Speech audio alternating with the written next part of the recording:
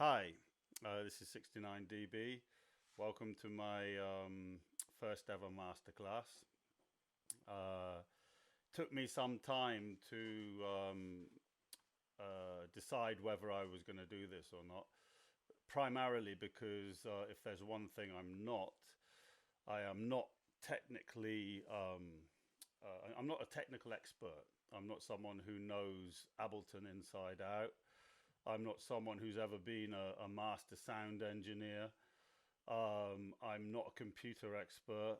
I'm not someone who can tell you the ins and outs of all the technical aspects which we normally see when people do masterclasses. So I guess with that in mind, I was kind of in a deliberation as to whether I was the right kind of person to do this kind of masterclass. I guess what I've come up to is to realize that maybe it is important that a musician of my kind should come and try and do this kind of masterclass because I think what I'm going to try and bring is the understanding that the technical aspect of electronic music is a very important part. And I'm not saying you shouldn't try and master to the best of your abilities everything that is to do with how this all works.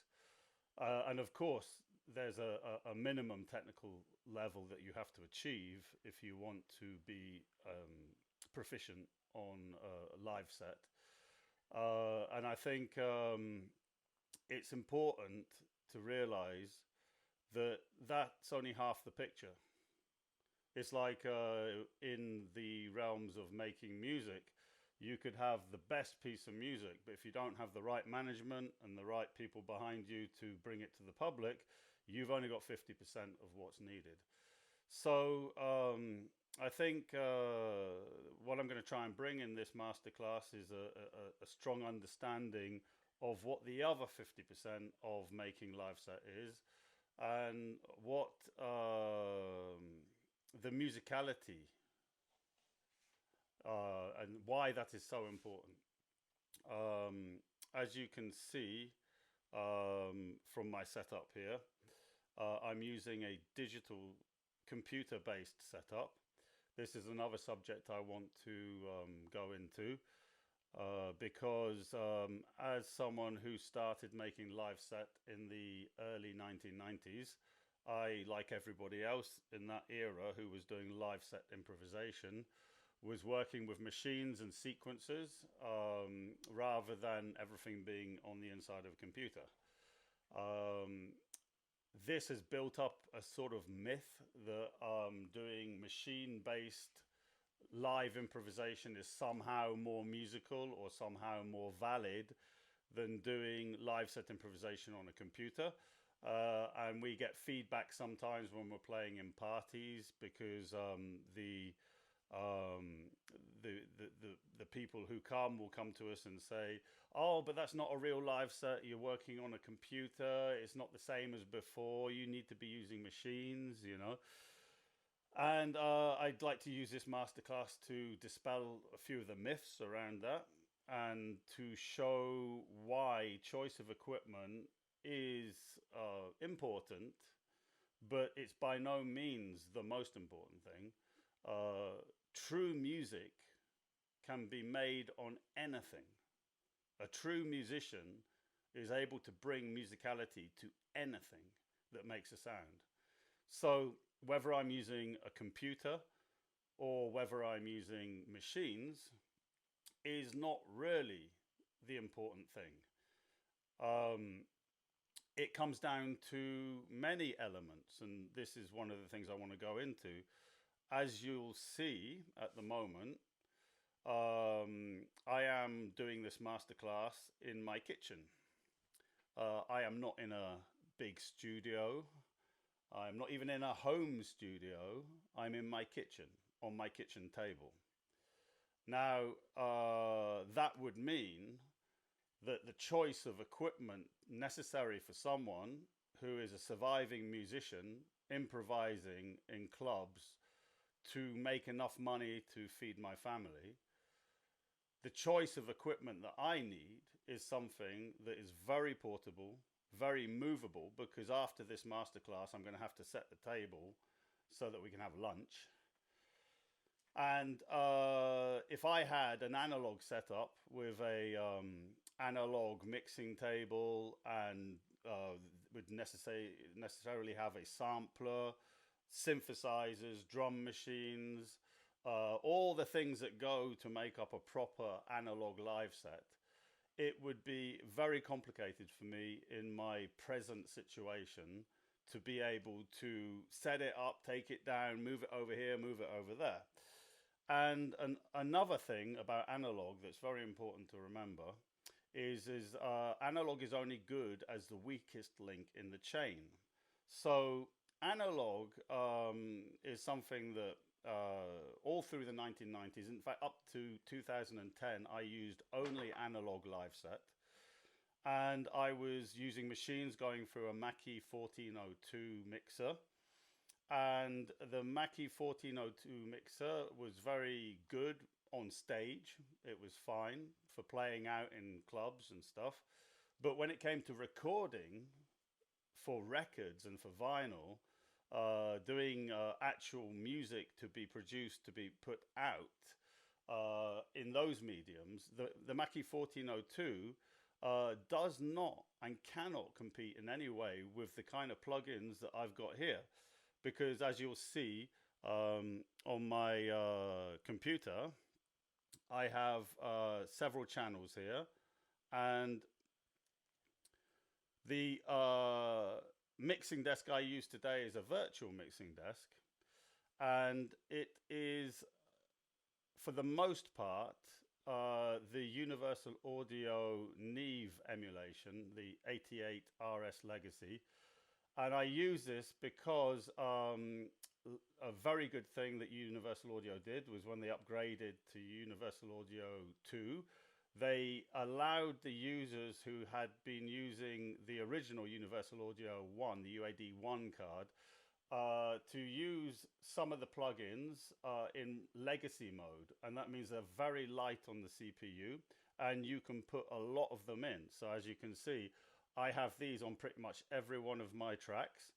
And this is a very good emulation of a Neve mixing desk. And when you do the shootout between this and a Mackie 1402, in my opinion, and in fact everything in this masterclass, it has to be understood, is my opinion, you know, because there are so many different ways we can look at this subject. When you use an emulation of Neve, or I have another thing here that I use, which is the SSL, which is another channel strip that comes direct from SSL in England, and it uses the same algorithms that they use on their high-end mixers. So you're actually getting a very, very good quality digital mixer in the box. And for my money, and from everything I've heard from my recordings, and I can go back over 30 years because I've recorded everything I've ever done, I can listen through the different eras, and there's no question about it. In 2010, when I moved into the digital domain inside the computer and I started using these kind of plugins, the quality of my mixes for me went up. You know, you know, everyone's got their taste in sound, but for me, this compared to a Mackie 1402, there's no question. With these plugins here, I can actually go and do a record or play on stage with the same level of quality. And that's something for me which is very difficult to beat. However, some people could be saying, well, you know, machines are more, there's more buttons, you know, there's more ways you can play between the machines. This is something that I think is primarily because when you look at a computer, you just see a box and it doesn't look like it's got many things attached to it. So it does give off the impression that there's less you can twiddle, you know, or less you can tweak. And as you can see here, in the world of computer live set, we replace the lack of buttons on the computer by using controllers. And here I've got the Novation Launch Control XL times 2. I would have put a third one, but for some reason it didn't seem to be too happy when I did that. So I've kept 2 there, and I've put an Akai on the end, MIDI mix, because it seems to complement the other 2 well. Everyone will have to work out their own choice of setup, because that's a very, very important part of live improvisation, is building up your system. This is something I'll go into in a little bit later. But for now, as you can see, I've also got machine. These are controllers on the outboard that give me the possibility to interact with what's going on the inside. You will be able to see here, if as I move this slider here, we are moving inside the computer. So I have direct control on the computer as if it was a mixing desk. And the kind of live set improvisation that I've been involved with has been very, very inspired by the pioneers of dub reggae, notably King Tubby, Prince Jammy, Scientist, Lee Scratch Perry. These are all people who took the studio and started to use it as an instrument. So I really like this way of playing the music, because you get a large selection of channels which you can choose from. To give you an example, here I have my kicks. I've got 2 kicks.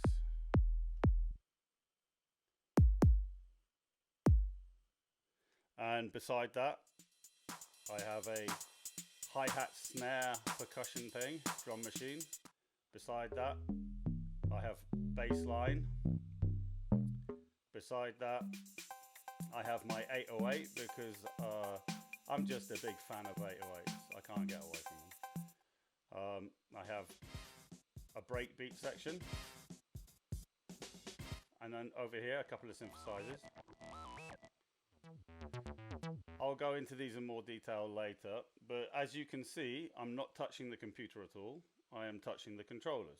So the difference between doing this in the virtual way with controllers, or being on a Mackie 1402 or any other kind of mixer, I really can't see the difference, to be honest. And you know, that's why I think it's really time to dispel all these kind of ideas that, you know, being on a computer is less flexible or less musical than using machines. You know, for me, it's a very false debate, and it really comes down to your personal situation.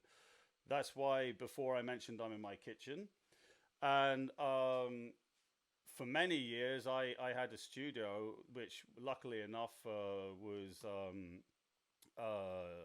lent to me by Renault of Express Leon Records, who in the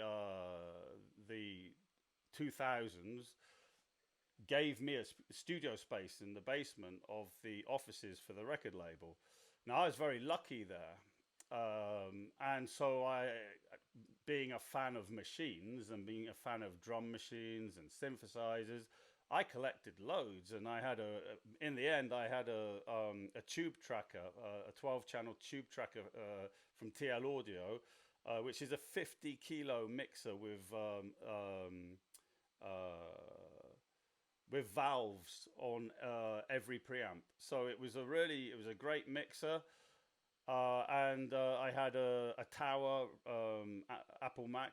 I had Waldorf XT. I had samplers. I had a very big amount of equipment, and that was fine as long as I had the space. But the problem was when I lost the space, suddenly I found myself on the street with a lot of expensive equipment and nowhere to put it, and not enough money to hire out a place to go.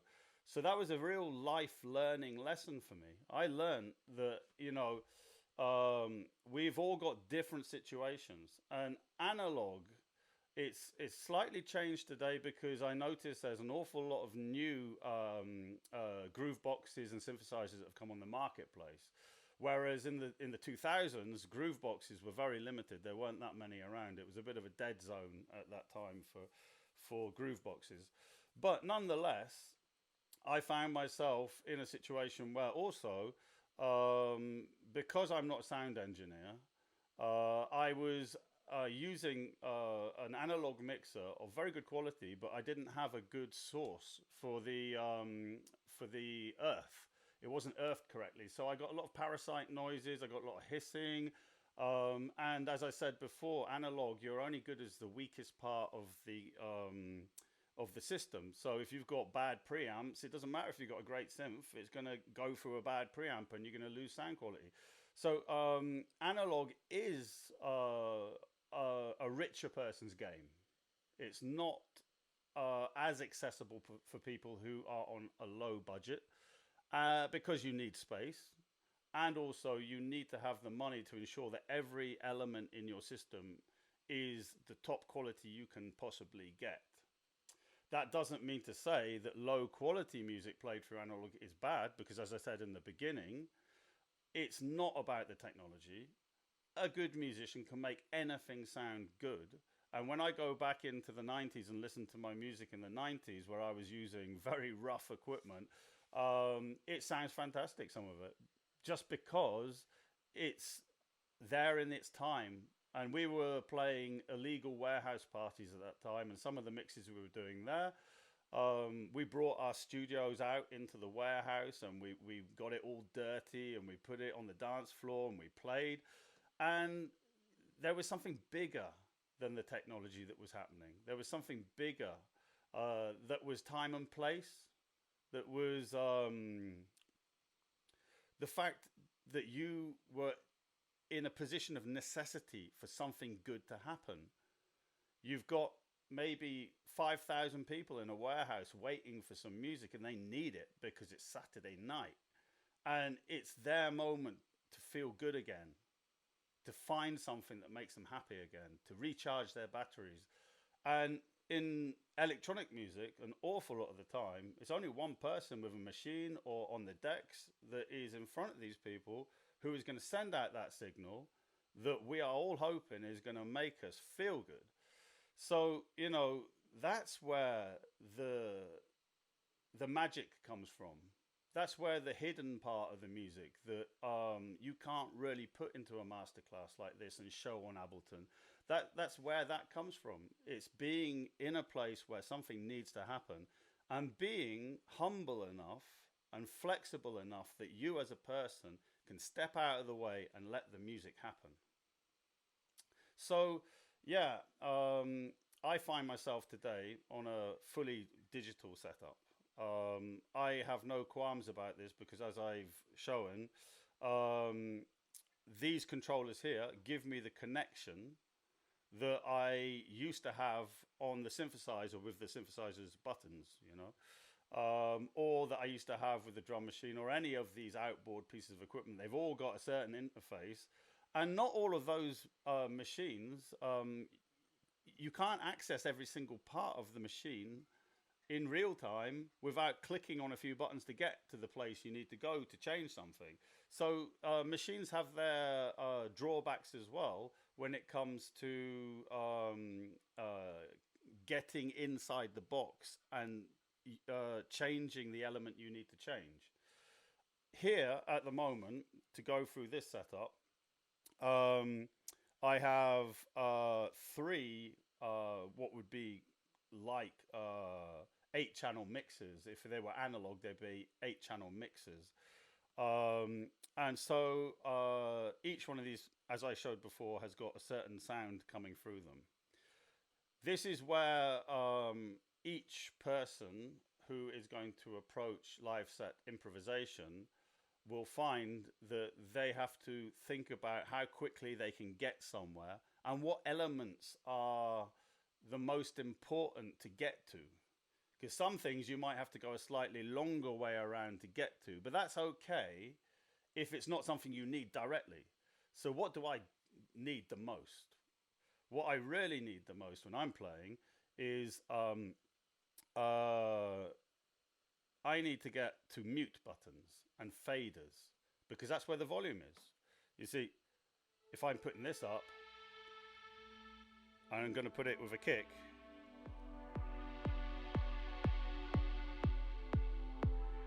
If I can't get to cut out the kick like that in a second, it's going to make improvising very difficult, because the whole point of improvising is you're bringing elements in and taking them out. At this stage, it should also be pointed out that this style of Liveset improvising that I work with is based on what I call loop-based improvisation. All of these little blocks on Ableton you will see down here are samples,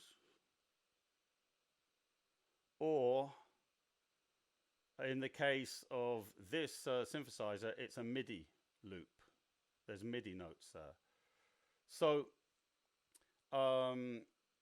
these are loops, and you have here about 20 channels of loops. So that gives me 20 different possibilities of bringing something in to mix it with something else. And as we go along the mixer here, we'll see that as I showed you before, here we have the acid box, which is the ABL2 303 emulation. I use this because it is a very, very light synthesizer. It doesn't take much CPU, and it does a very good emulation of the 303.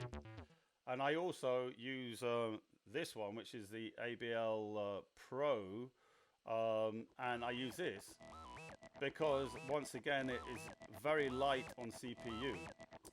When you're doing Liveset improvisation in the way I do, we are asking an awful lot of a computer's resources, because you're trying to get the maximum flexibility out of the maximum channels possible so that you can have the maximum choice to improvise with, so that any situation you meet when you go to a club or wherever, you can fit into what the vibe of that night is. So it is very demanding on CPU, and so these kind of choices of which synthesizer you use become very important, you know. Here I have breakbeat, and this is a breakbeat that's coming from over here on Machine. I have on Machine quite a few different possibilities of choosing breakbeats. I can mix them together, or I can play them one by one. So, and they also come in different groups. This is something we can go into at a later date, but as you can see, just from muting different buttons on Machine, I can access quite a number of different breakbeat style rhythms. Here also, I have my 808, which is also here on Native Instruments Machine. This, I can go in and I can mute lots of the parts. So I can take it down to just one or two sounds. Or I can add more like that. I can also, once again, I've got, I think about 128 different patterns here that I can choose between. It's all 808, but as you can see, when I'm playing the different buttons, it's changing from one thing to another. So that gives me gear shifting possibilities in the improvisation. I also have here the bass line. Now, this is one of the really good things about using Machine. And also another thing that proves that playing on a computer is exactly the same as doing the live sets I used to do with machines. There's no difference, because Machine has its own sequencer. And because it's got its own sequencer, it's going independently to Ableton. Ableton is one brain, Machine is another brain. And that's wonderful because it means, to give you a good example, on the bass lines here, I have, we'll just run down here. As you can see, I'm running through. I've got bass line 4. I've got bass line 21. And it goes all the way up to about baseline 999, but you can go up and up and up. So the point is I've got a sequencer here that's independent to what's going on Ableton, which means that I can choose this bass line, or I can choose this one. Takes a little moment to come in. There we go.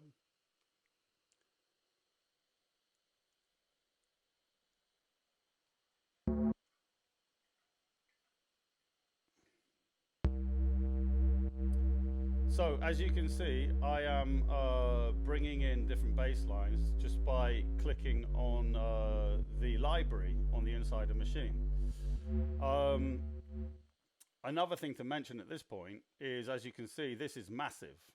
This is a Native Instruments synthesizer, which is a very good one for doing bass lines.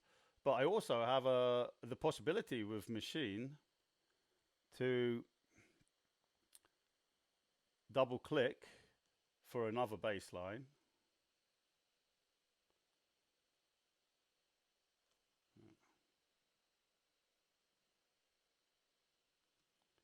And then we find ourselves with a new bass line. But the thing that's interesting about this bass line is that we've not only changed bass line, but we've changed synthesizer. This is what is very, very good with Machine, is I can attach a rhythm or a melody to a synthesizer and throw both into the slot on Machine. So that means I can choose between synthesizers when I'm playing live. Now, this is something that I would consider a major advantage compared to a live set that's based on machines, because in one box I can choose between different qualities of synthesizer, something that would mean that if you had it in a real live set with machines, you'd have to have 4 or 5 machines dedicated to a bass line. So that's something that proves that there are advantages even to being in an Ableton live set with controllers. So moving along, we've got the drum machine pattern here. This is the machine's internal drum machine, and once again, different patterns and the possibility to mute things, bring things in.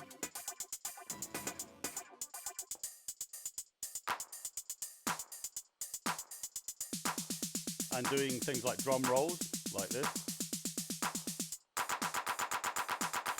All of these things can be very useful when you're improvising. Then moving along, I have also coming from Machine a couple of synthesizer parts. It's the same principle. And like with the bass line, I can throw in one synthesizer or I can throw in another synthesizer. You can choose between just throwing in MIDI notes so that the same synthesizer will play different melodies, or you can throw in completely new synthesizers with new notes. This is once again one of the things I love about Machine. Then we move on my mixing desk to what is the sample side. This is Ableton's big advantage. In the old days when we were using samplers, the maximum memory that I had on a sampler in the 1990s was about 1.5 minutes of sampling time. And because of the style of RAM that these samplers were using in that era and have been using, I think up until the present day, maybe things have changed, but I know that when I was using the Korg SX, It had 32 megabytes of memory, and that was very low. Didn't give me an awful lot of time to do what I needed to do. But you can still work with that because you can chop up samples into small pieces and make rhythms out of them. There's a lot you can do in that. And it also has to be said that an awful lot of the music of the 90s came out of the fact that the sample times were so short. It defined an awful lot of the genres of music because it pushed people towards doing very short loops in order to make their music. Today with Ableton, I have at least 50 gigabytes available on my hard drive with which I can make a live set. There are limitations because I think you have to stay within the RAM of your computer. I've got 16 gigabytes on my computer, and I notice that it's normally a good thing for me to keep Ableton Live below the 16 gigabytes for a live set in order for it to run smoothly. It's not impossible to work with bigger things, but you do run into problems of glitches and things like that. You become more prone to that kind of a problem. Also, another thing I've noticed with using Ableton Live is that when you do very long samples, now I'm someone who I play guitar and I put it into my live set. So sometimes the guitar parts that I do have been very, very long.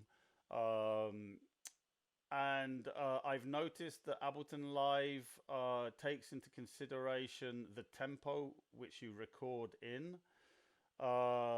There is, for a long time, I was recording my guitar at 69 BPM. And I noticed when I went up to 130 BPM, the CPU started overloading. So you have to be a bit wary if you're going to do very long samples as to the length. And if they're going to be very long, you have to situate them within the tempo range you're aiming at for your live set. But nonetheless, Ableton is an incredible sampler. Because it not only gives you the possibility to do 50 gigabytes or more of sampling, it also gives you the possibility to change tempo, which is something that for people who knew about doing live set in the 1990s, your samples were very hard to change tempo. You generally you had to write a live set for a certain tempo and stick with it. Whereas now with Ableton, we can go all over the place. There's no real blockage, apart from you do get a slight transformation of sound quality when you do very big changes of tempo. Notably, when you go very slow, you can get artifacts like this.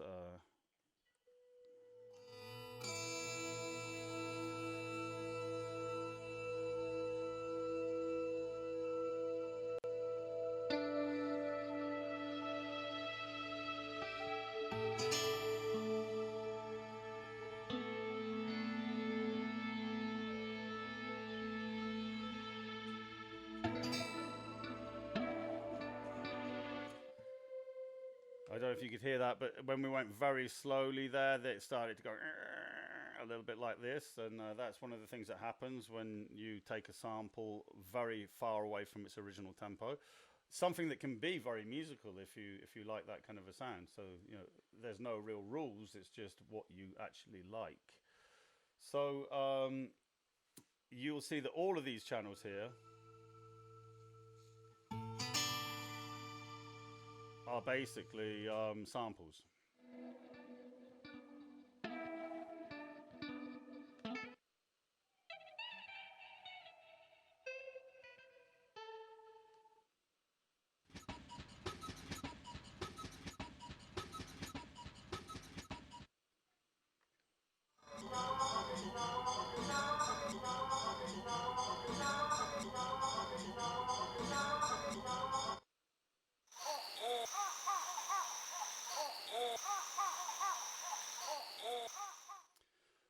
The live set that I've got in at the moment comes from the Dharma Techno live sets that I do. So it's a very demanding live set. I go from bringing people out of 3 or 4 days of meditation, going from silence into ambient music, up into tribal, then into techno, and if we've got the time, I go a little bit higher into harder techno, and come back down all the way to bring them back down to ambient music in order to bring them back to the meditation that goes on afterwards. So this can be a 5 hour, 6 hour improvisation. And as you can see here, the key to being able to play very long improvisations comes from several elements. The first thing is to have a library that's pretty full.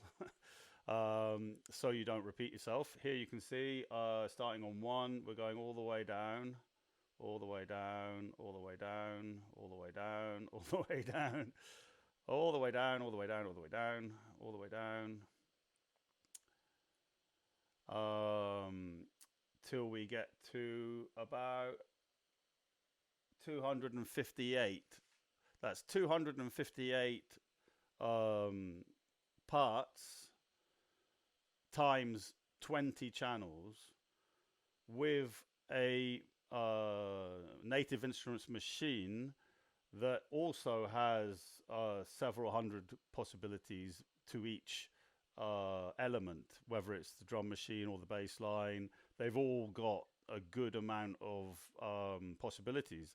So that if you make the calculation and add all those things or multiply all those things together, you start to get an idea of the amount of different meetings that can take place in live set improvisation. Now, I think maybe something to talk about at this point is the whole subject of live set improvisation, because you will see many people coming on stage with machines. It's not necessary that they will be actually doing improvisation. It's possible to go on stage with tracks already written out on a sequencer and you're tweaking buttons whilst the tracks are playing. For me, there's an element of improvisation in there if you are considering that changing frequencies is an improvisationary act. But because the structure of the music is coming from a worked out song on a sequencer, for me, that doesn't count as live set improvisation. Live set improvisation is something, if we go a short history of the medium, there are acts such as Octave One from Detroit, there's Persons Unknown from the UK, there's Orbital, there's Le Boucle Étrange from France. These are all some of the people who have been influential for me, and also are the pioneers of the live set medium. There's also Crystal Distortion, X in the Mix from the Spiral crew, Chaos as well. And these are all people who were at the beginning of the idea that we could take techno music and house music, and rather than making tracks, putting them on record and DJing them, which is the kind of classic formula that was found right at the beginning when people like Frankie Knuckles and the Chicago, Detroit people were developing this music for us. There was an emphasis on creating a track and then mixing tracks from vinyl in clubs. However, when I came to this, being a drummer, I was looking at a way to go beyond DJing and find a way to actually create music on stage with electronics. And so the live set improvisation seemed the best way to keep that element of spontaneity and improvisation, for want of a way of putting it, to make soundtracks that were unique for every night I went to. So if I was going to play in a club, I'd find myself going a certain way. If I was going to play in a meditation retreat, I'd find myself going another way. If I was going to play in an illegal party in Italy, I'd be playing another way, you know. So because every situation is different, I felt the best thing you could do as someone who is trying to give the best signal possible for the night, for the dancers on a Saturday night to find that great feeling that comes from good music, um, it was really important to have this improvisational element. It's something that you found with the DJs in the old days. In the 90s, most DJs that I knew of would never know what they were going to play. They'd be going into their record box and pulling out records based on what was going on in the night. Um, I think the rave scene in the last 15 years or so has seen a new kind of DJ arrive who put an emphasis on making sure there's no mistakes. And because they don't want any mistakes, there's an awful lot of pre-preparation that goes into a set to make sure that their sets are perfect. And that, to me, is great if your music is in sync with the night. But if your music is not in sync with the night, you're in trouble, because you're going to play some music that's got nothing to do with what people need on that night. And this is the reason why I've always tried to defend Liveset improvisation, because I think it's the one of the best ways to ensure that you as a musician are put in front of your responsibility to find the right signal for the dance floor on a Saturday night. And it's very much a debate, and it's very open. Everyone finds their way. Some people are actually much better at writing tracks, and maybe that's the thing they need to do. And some people are much better at being DJs, and some people can do both. So it really depends on who you are. So to bring it back to my setup now. Okay, so now I think it's probably worth showing what some of the other buttons on the controllers do. As I have pointed out, in fact, I'll put you onto this view, and we'll have a look down here. And we can see that this is very much like a classic mixing table. And we have, as on a normal mixing table, auxiliary sends, or at least what I've assigned these to being auxiliary sends. This is probably the difference, the main difference between a controller and an analog mixing desk is a controller can essentially be anything it wants to be. It looks like a mixer, but it could just be a synthesizer controller. You could get one synthesizer and assign all of these buttons to any part of the synthesizer and use it in that way. Sliders and knobs, they can be anything within the world of MIDI. Whereas in the world of analog with a mixing desk is what it is. That has its advantages, because one of the things I would really love is if I could have a controller that had enough buttons for me to put a EQ onto this mixing desk setup. And I had to make the choice, did I want to have a mixer with EQs so I could mix the frequential content of the sound when I'm improvising? Or was I going to choose effect sends?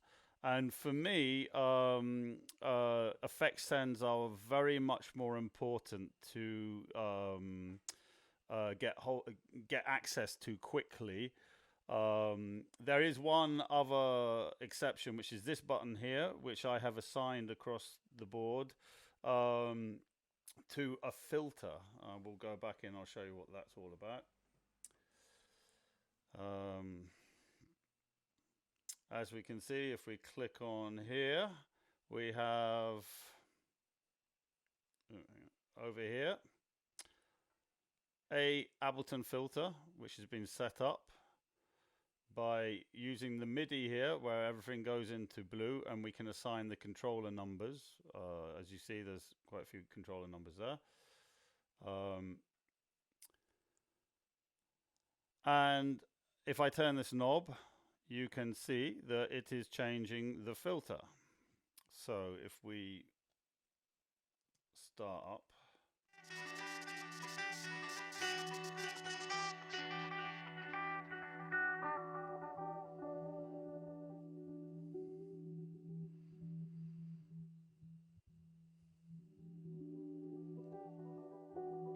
But as well as doing, because now I'm on a controller, as well as doing the filter effect,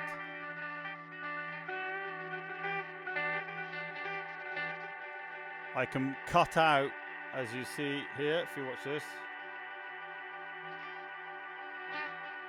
I can send in the dry signal. That's the dry signal.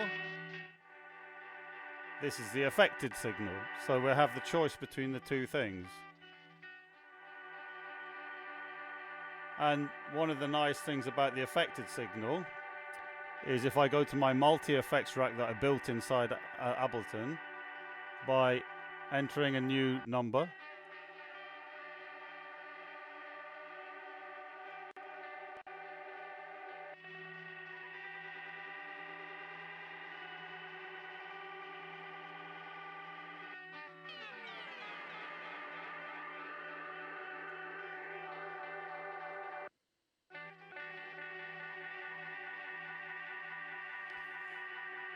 and then back to the dry signal.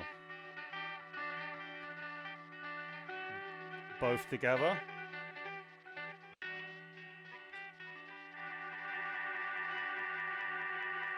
And now using the filter.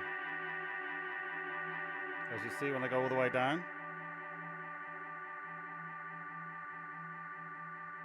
we can really start to hear how a filter is a very creative tool. And very useful way of evolving a sound to make interest in the music. It's for this reason that, as you can see once again on here, I've got 3 knobs. The choices I went for personally is 2 effects and 1 filter, the volume slider, the mute button, so I can cut it in and cut it out. And then this button here, you will see, is very useful. Because when I press that button, I can jump between all the different things. And it's the same on these controllers here. You can see I'm jumping about so that when I need to get inside one of the tracks and do an EQ move, or as we can see with these kicks, the kicks I'm using,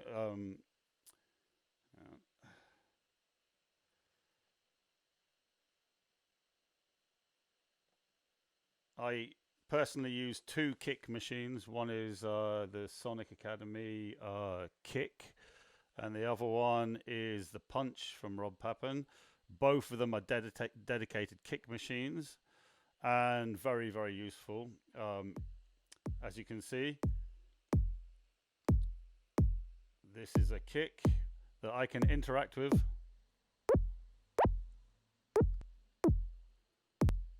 So when I'm actually out there mixing on stage, if I need to get inside and do a couple of little transformations to make it move forward a bit, I can just click on that button, click between them, and there I go.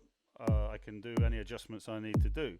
So that gives me quite a lot of flexibility in order to move the sound forward and tune the sound into the night or whatever it is I might be playing for.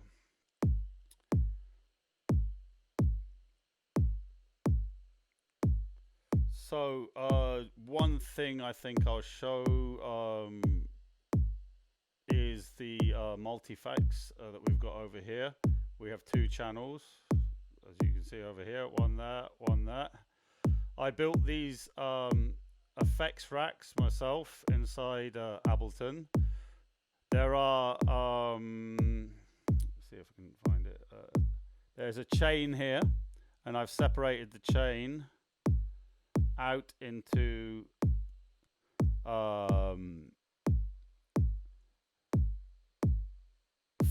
every one of these little blocks here is 5. So when I go here, I can enter a number And as you see, we jump from one place, like here, to another along this chain of effects. Also, a useful thing is this button here, because when you have this clicked on, when you change the number here, you change where the effects are, so you can see exactly what effects you are going to be dealing with. I've set up in one part of my effects, right, a delay. Here we have another delay, so it's a double delay. A phaser, and here we have a reverb. The way that works out is on the map here, is that out of the 5 numbers assigned to each part of the mixing of the effects chain, dependent on what number I hit, if I hit 66, I have only this delay. But you can see if I click on 67, this one comes on. So each one of the numbers on there is assigned to turning on and off different parts of the effect change. This is very, very useful when you're improvising, especially if you're interested in the dub styles of music, because we can, for instance,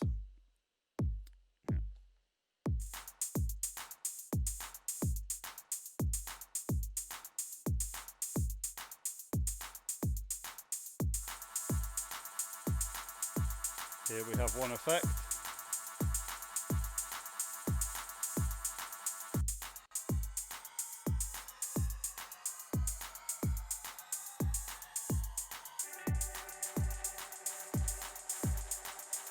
Here's some more effects.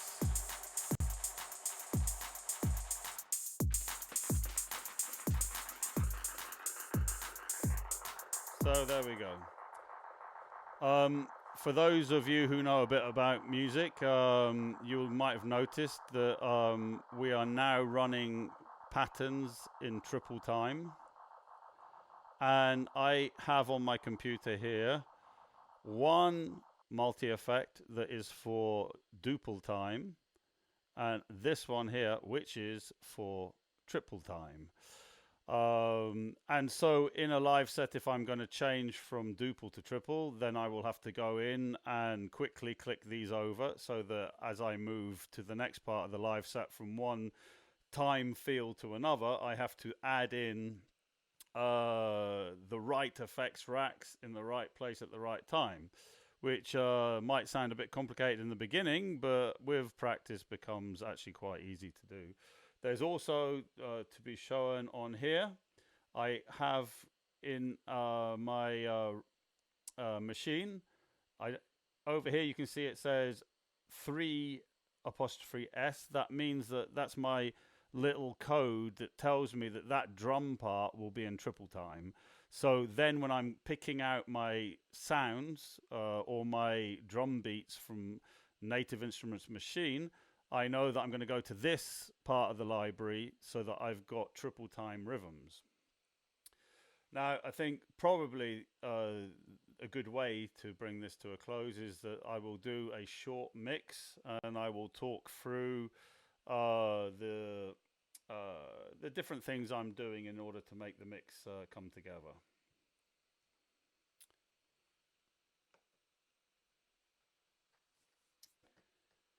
Find a starting point.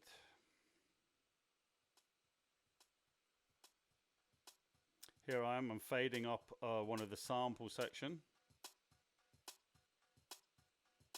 As you can hear, we're in a triple time techno.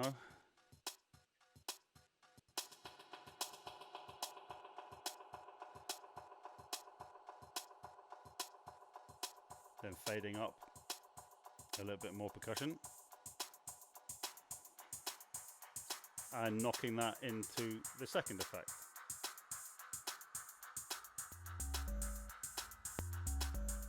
Here comes a bass line. Whack a bit of a effect on that.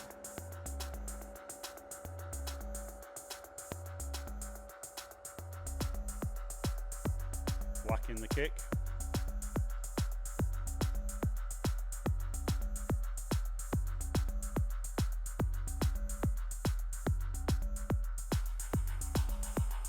Playing across on the effects to add a bit of atmosphere in the background.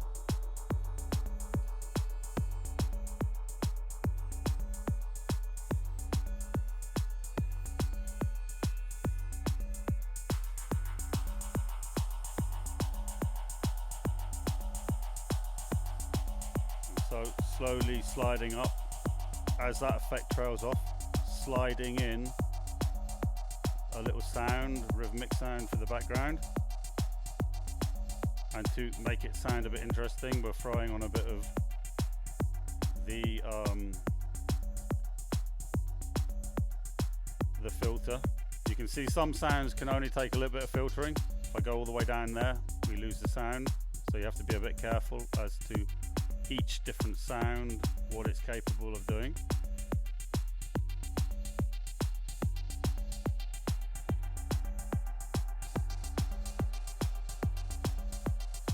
And to show you the importance of the mute button,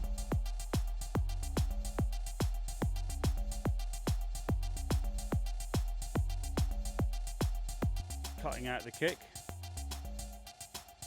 This is something would be quite difficult to do if you didn't have the mute button on a controller in front of you. And then off with my favourite 808, cutting out the bass line. So we're going to look for a new bass line now.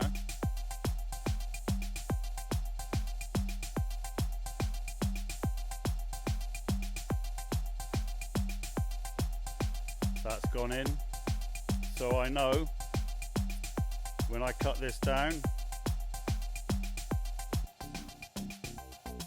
now I've got a bass line.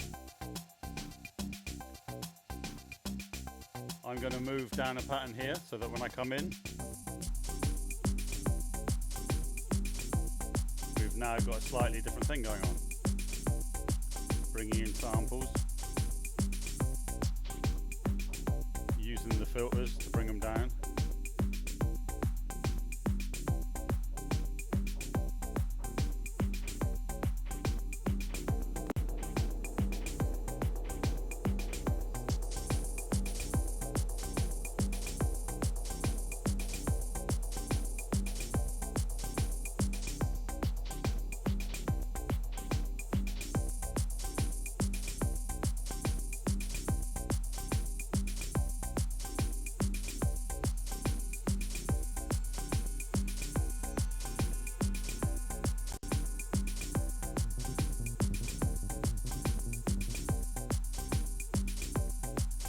Might have noticed though I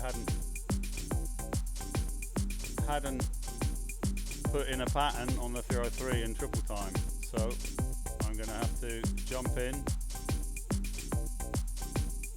to my triple time section, find a pattern. That's a bit better, isn't it? There we go.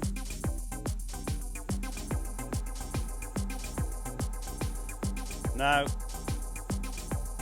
on the Novation controllers, we have a function here that turns the third set of buttons red, and then we can start to interact with the plugin, as you can see here. Over here, I can do filter.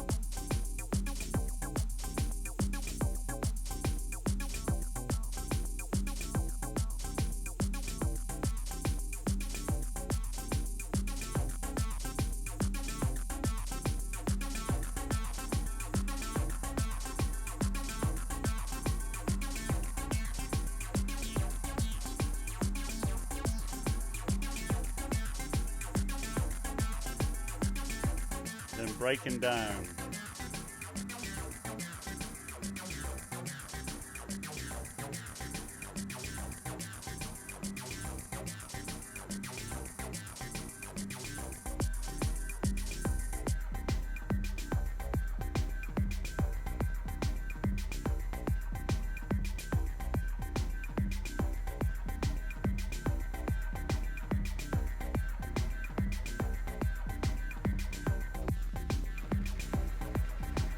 using the effect to shine the 303 through an effect. And transforming the way it sounds by moving through the numbers down here.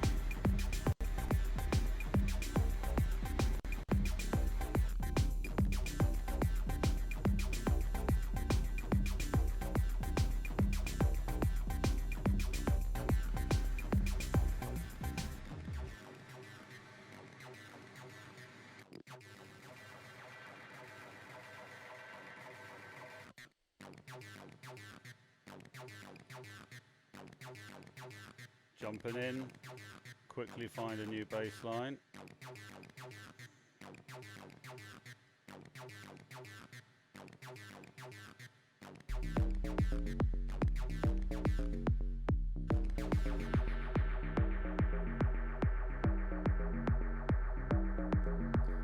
Same thing goes for the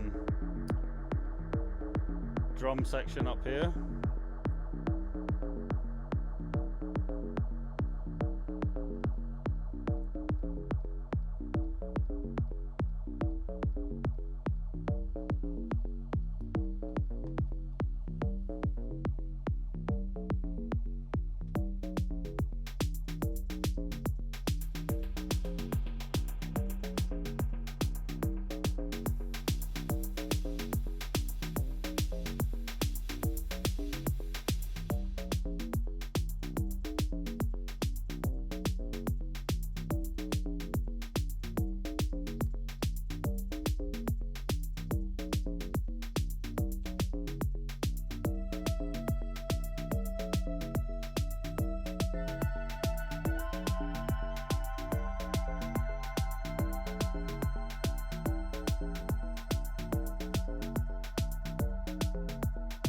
See, this is quite a long sample.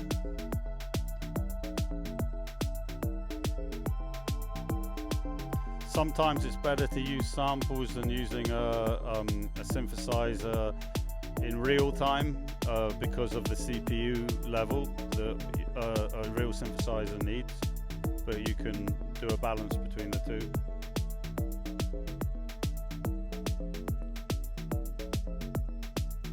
Over here, I actually do have a real synthesizer. This one here, from Waldorf.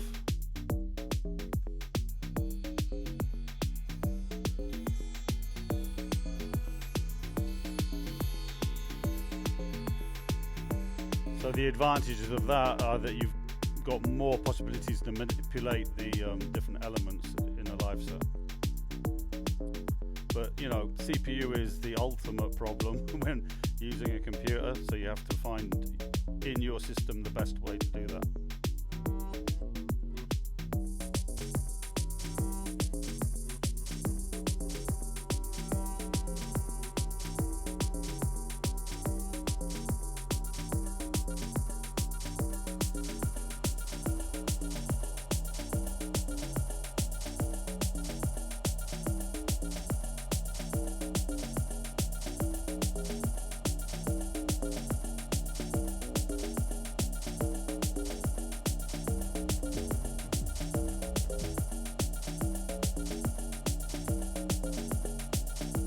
To ABL Pro now to find a sample. Into the triplet section again.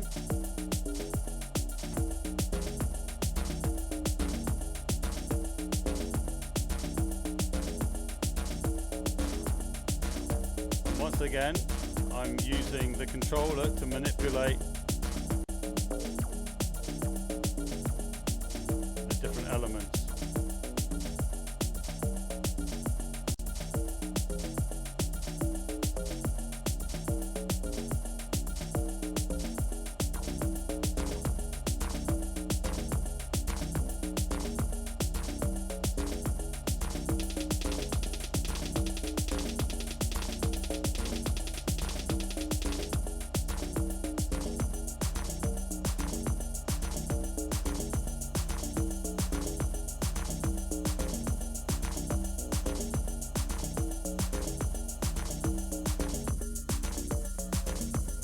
Good example of how the effects can move the the music forward.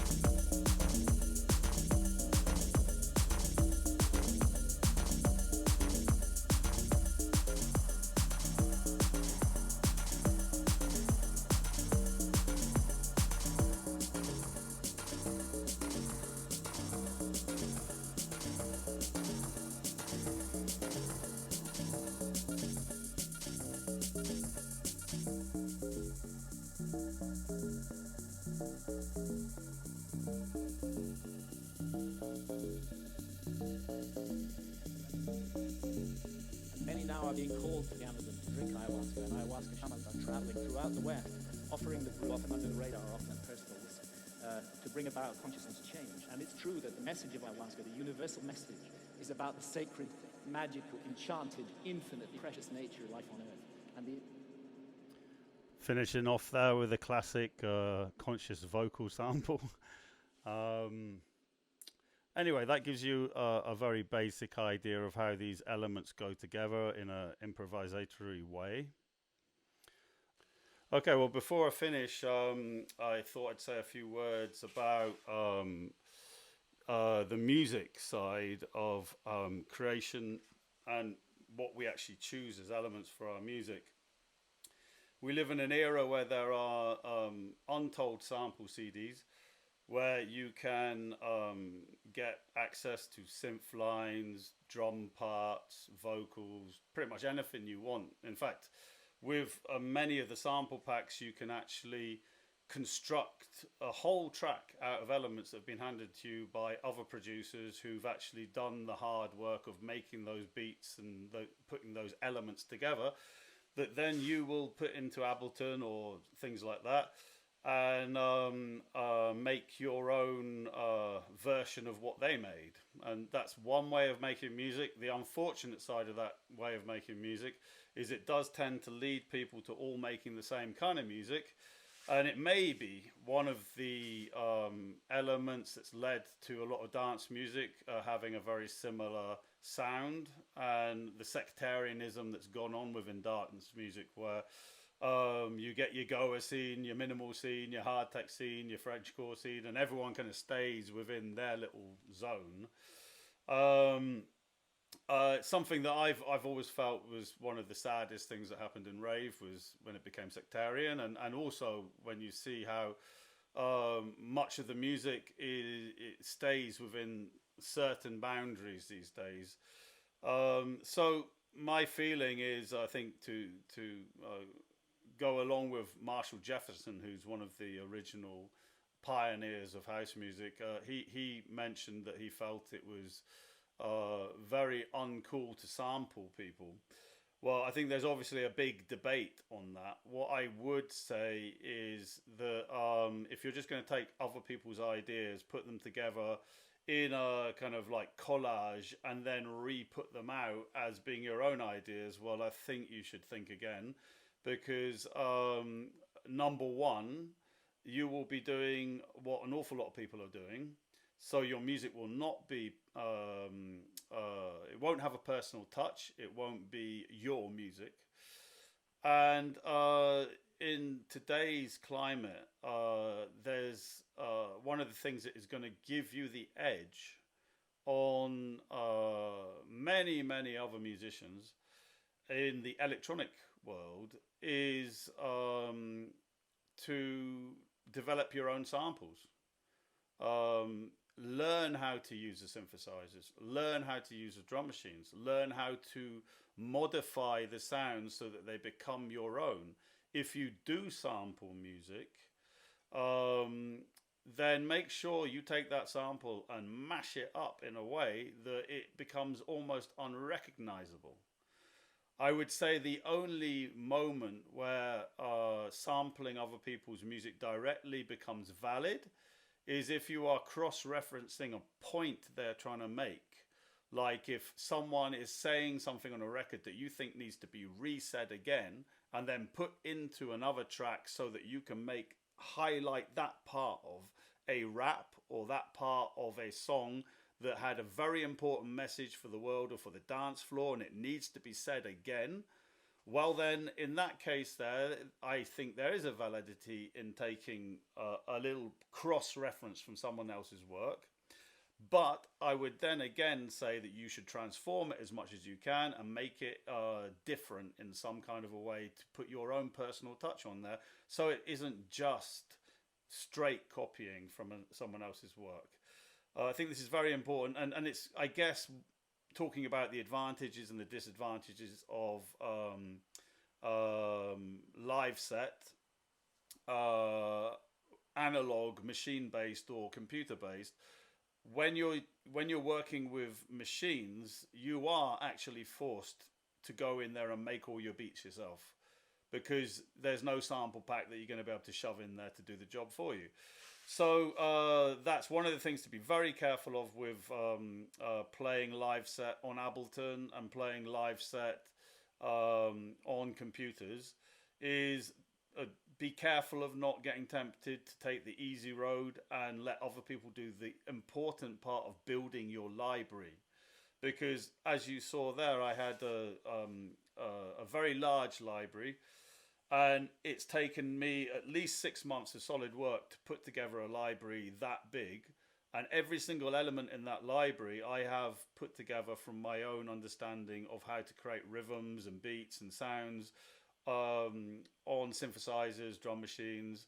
You can use a microphone, you can record the sounds of life, the sounds of the kitchen, the sounds of anywhere. You can shout, you can bang things, you know, there's a load of ways you can make your own sounds, and in order to play with them, it's not only more enjoyable to make the music that way, it means that when you finish what you're doing and you go out and play your music, it is actually your music you're playing. You're not playing someone else's music. And that is only going to be good for the community, because of the fact that people need to feel something good on a Saturday night and a Friday night, and any night they go out to dance. They need to hear something sincere, something real that comes from musicians who care about integrity of the dance floor and giving something that's real instead of something that's recooked.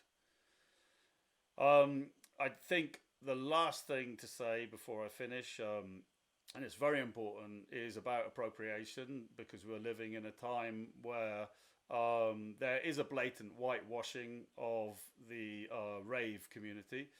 It's a very sad thing, but when you see a rock band like Living Colour or Bad Brains, a lot of people's initial reaction is, oh my gosh, that's Afro-American people playing rock music.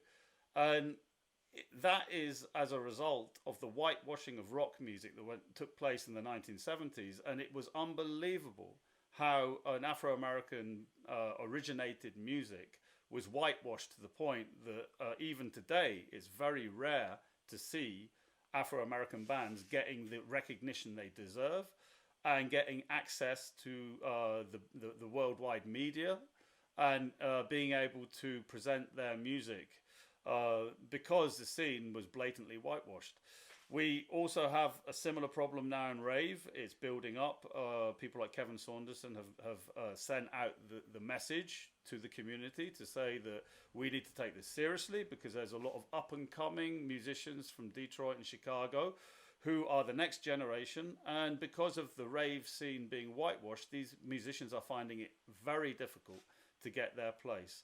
So what I would say is, if you are going to get involved with Liveset improvisation and you are using the rhythms of,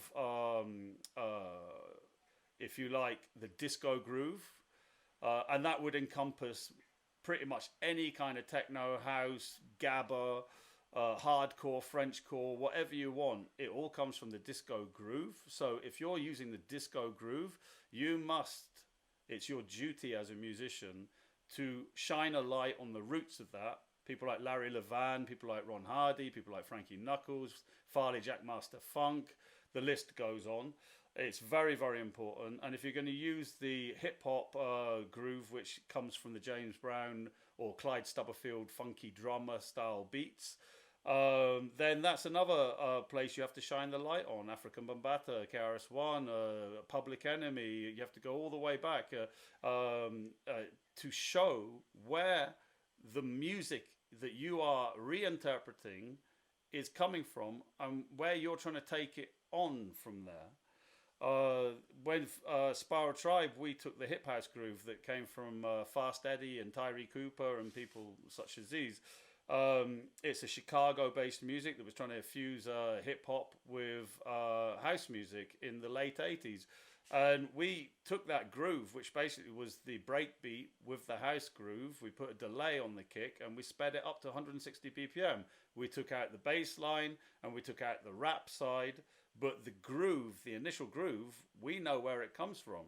It comes from Chicago, and it comes from the Afro-American community over there. And it was very important for people to understand this, because as time goes on, people who come to parties and see us play will have the impression that we created that rhythm. And that is something that as a musician you must be very, very humble about, and very, very sure to make it clear that you know the tradition that you're in and where you're coming from with your beats.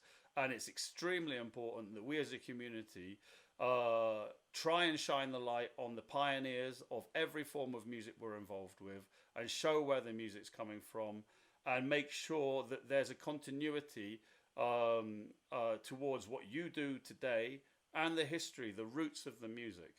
So with that in mind, I thank you very much for having checked this masterclass, and hope to see you soon. Thank you.